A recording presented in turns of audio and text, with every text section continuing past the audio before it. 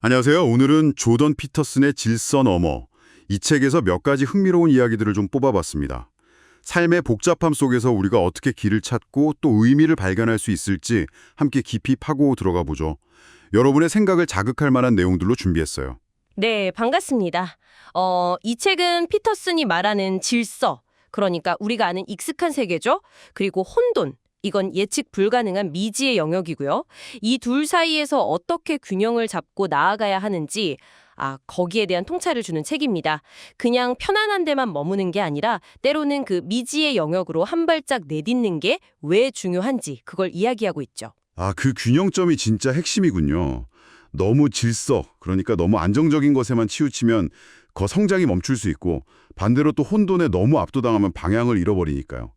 전에 나왔던 12가지 인생의 법칙, 이게 혼돈을 좀 정리하고 질서를 세우는 데 초점을 맞췄다면 이번 책은 오히려 그 지나친 질서, 이게 위험할 수 있다, 이렇게 경고하는 게 좀 인상 깊었어요. 네, 맞아요. 정확합니다. 핵심은 그 질서와 혼돈, 그 둘 사이의 경계에 우리가 의식적으로 서 있어야 한다는 거예요. 한 발은 좀 안정된 기반, 질서에 두고 다른 한 발은 가능성이 열려있는 혼돈, 미지의 영역에 딱 딛고 나아갈 때 그때 우리가 정체되지 않고 계속 성장하면서 또 삶의 가장 깊은 의미를 발견할 힘을 얻게 된다는 거죠. 지나친 질서는 자칫하면 좀 경직된, 전체주의 같은 걸로 이어질 수도 있다. 이런 경고이기도 하고요. 그렇군요. 그럼 우리가 보통 피하고 싶어 하는 것들 있잖아요. 거기서 오히려 기회를 찾아야 한다. 이런 생각으로 이어지는 걸까요? 그 법칙 4에 보면 남들이 방치한 책임 속에 기회가 있다. 이 부분이 나오는데 이게 상당히 와닿더라고요. 네, 아주 중요한 지점이에요. 이게 뭐냐면 쉬운 길보다는 좀 어려운 길을 선택함으로써 더 큰 가치와 의미를 얻는다는 그런 통찰인 거죠. 다른 사람들이 이렇게 좀 회피하는, 하지만 꼭 필요한 그런 유용한 일을 찾아서 기꺼이 수행할 때, 그때 자신의 능력을 증명하게 되고 이게 심리적으로 아주 깊은 만족감, 그러니까 피터슨이 말하는 의미를 준다는 겁니다. 그 피터팬 비유도 나오잖아요. 영원히 어른이 되지 않고 책임을 피하는 삶. 그건 결국 자신의 잠재력을 제대로 펼치지 못하고 공허함에 이르게 인다는 거죠. 그러니까 책임을 단순히 그냥 무거운 짐, 부담으로만 볼 게 아니라 오히려 나 자신을 더 가치 있게 만들고 성장시키는 어떤 동력으로 삼으라는 거군요. 근데 이런 성장이 혼자서만 되는 건 아닐 텐데요. 법칙 3호, 10 이런 데서는 관계에서의 그 진실한 소통, 또 협상, 이게 중요하다고 강조하잖아요. 불편한 진실, 이걸 외면하는 자기 기만이 위험하다, 이런 말도 나오고요. 그렇습니다. 특히 그 낭만적인 관계, 부부나 연인처럼 가까운 사이일수록 더 그렇죠. 친밀감이나 신뢰를 계속 유지하려면 이게 그냥 되는 게 아니고 의식적인 노력이랑 정직한 협상이 꼭 필요하다는 겁니다. 사소한 문제라고 그냥 넘어가거나 아유 싸울 가치도 없어 이러면서 묻어두면 피터슨 표현을 빌리자면 사소한 지옥이 계속 반복되면서 관계가 서서히 망가진다는 거죠. 서로 원하는 걸 솔직하게 터놓고 이야기하고 또 타협점을 찾아가는 협상. 이게 진짜 건강한 관계의 기본이라는 겁니다. 폭군이 되거나 노예가 되는 그런 관계는 피해야 하고요. 그 사소한 지옥이라는 표현이 진짜 확 와닿네요. 발에 작은 가시 박힌 거 무시하다가 결국 못 걷게 되는 것처럼 그런 작은 문제들을 그냥 외면하는 게 결국 큰 문제로 이어질 수 있다는 경고 같아요. 이런 어려움에 맞서는 용기, 이걸 이야기할 때 피터슨이 영웅 신화를 자주 언급하잖아요. 법칙 2, 해리포터 같은 이야기들. 이게 개인의 성장하고는 어떤 관련이 있는 걸까요? 영웅 이야기는 굉장히 중요한 심리적인 원형을 담고 있어요. 영웅은 기본적으로 미지의 세계, 그러니까 혼돈이죠. 이걸 상징하는 게 용이라든지 바실리스크 같은 괴물이고요. 여기에 용감하게 맞서 싸워서 소중한 것, 보물일 수도 있고 진리, 혹은 구원 같은 것을 되찾아오는 존재잖아요. 이게 결국 우리 각자가 인생에서 만나는 어려움이나 내면의 어두움 이런 것과 맞서서 자신의 잠재력을 발휘하고 그 과정을 통해서 더 나은 존재로 거듭나는 일종의 죽음과 부활의 여정을 상징하는 겁니다. 그래서 이상적인 자신의 모습을 상상하고 그 목표를 향해 나아가면서 끊임없이 배우고 또 수정하는 과정, 그 자체가 영웅의 여정이다. 이렇게 볼 수 있는 거죠. 오늘 피터슨의 생각들을 쭉 따라가 보니까요. 결국 의미 있는 삶이란 건 질서와 혼돈, 그 사이의 아슬아슬한 경계 위에서 마치 춤을 추듯이 균형을 잡고 또 회피하고 싶은 그런 책임을 기꺼이 받아들이면서 좀 불편하더라도 진실을 마주하고 끊임없이 소통하려는 그런 용기 있는 노력의 과정이 아닌가 하는 생각이 드네요. 네, 맞습니다. 의미라는 게 그냥 편안함 속에서 저절로 주어지는 게 아니거든요.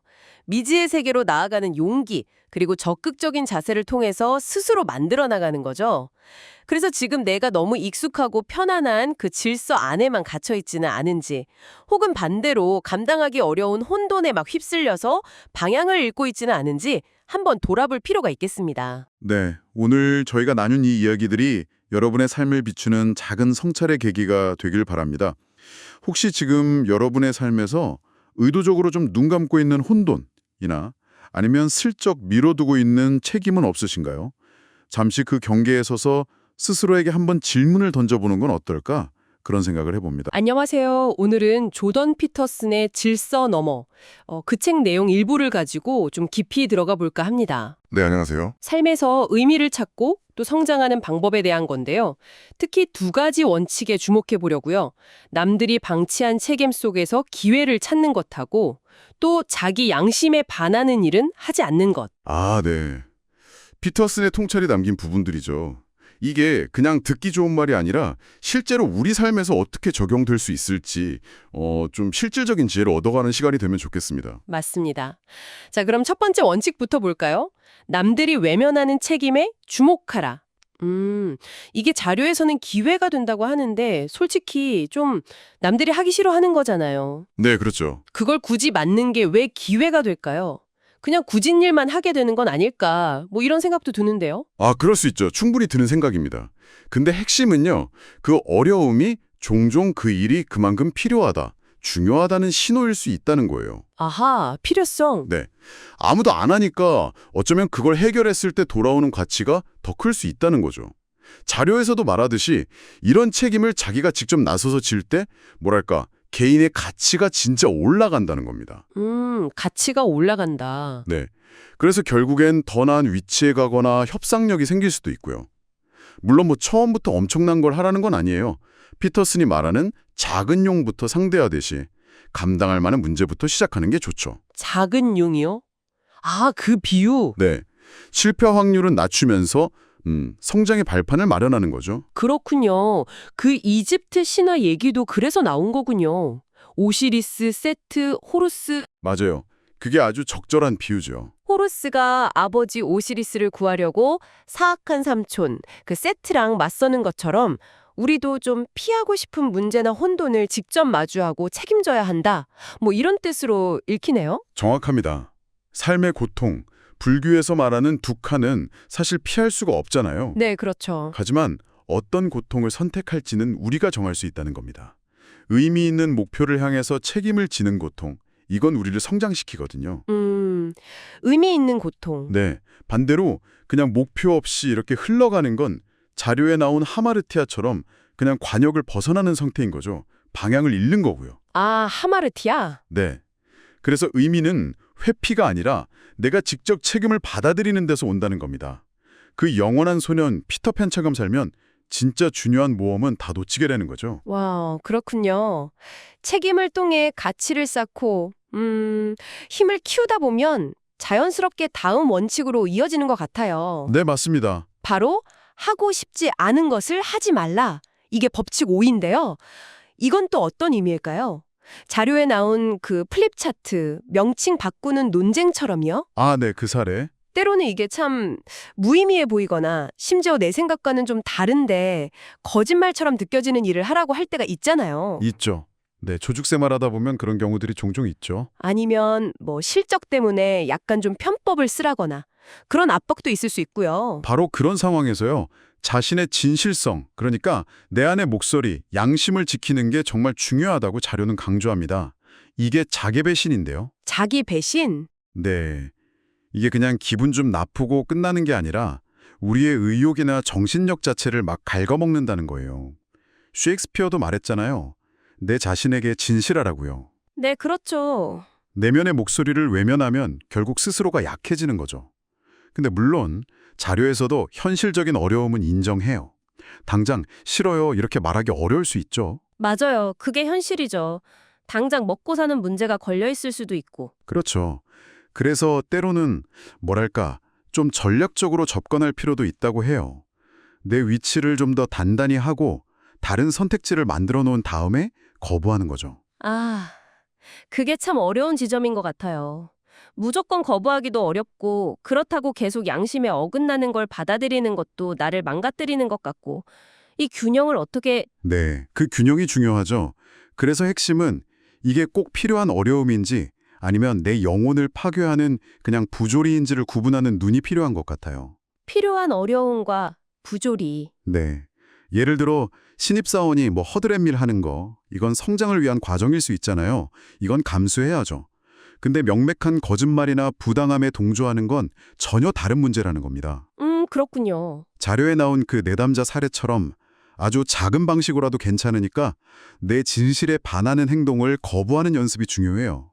여기서 다시 법칙 4가 연결되는 겁니다. 아, 연결이요? 어떻게? 우리가 앞에서 얘기한 그 책임감 있는 행동, 즉 법칙 4를 통해서 쌓아온 가치나 역량이 있잖아요. 네네. 그게 결국 부당함에 아니요 라고 말할 수 있는 힘, 즉 법칙 5를 실천할 수 있는 기반이 되어준다는 거죠. 와, 그렇군요. 이게 그냥 따로따로 떨어진 규칙이 아니었네요. 그렇죠. 분리된 게 아니라 어쩌면 진정한 삶을 만들어가는 순서 같은 것일 수도 있어요. 의미 있는 책임을 져서 법칙 4, 힘을 키우고 그 힘으로 자신의 진실성을 지킨다. 법칙 5. 이 두 개가 같이 가야 진짜 의미랑 성장이 가능하다는 말씀이시네요? 정확합니다.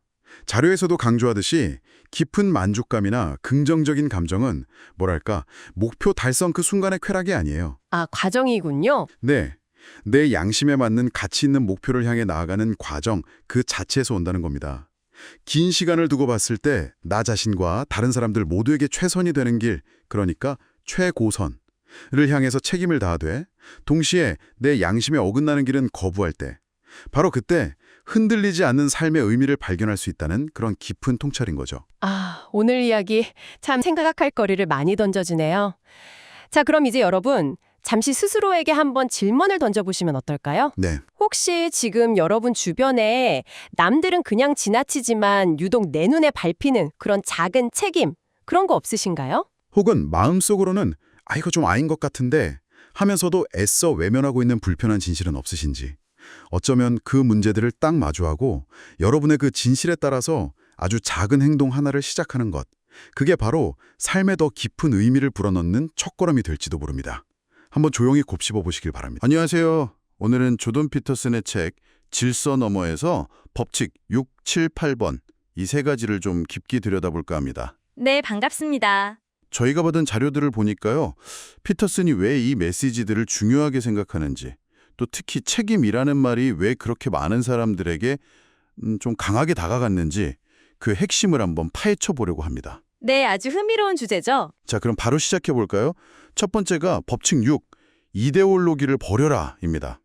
피터슨이 강연하다 보니까 사람들이 보통 뭐 권리를 얘기할 것 같은데 의외로 책임 얘기에 더 귀 기울이더라는 거죠.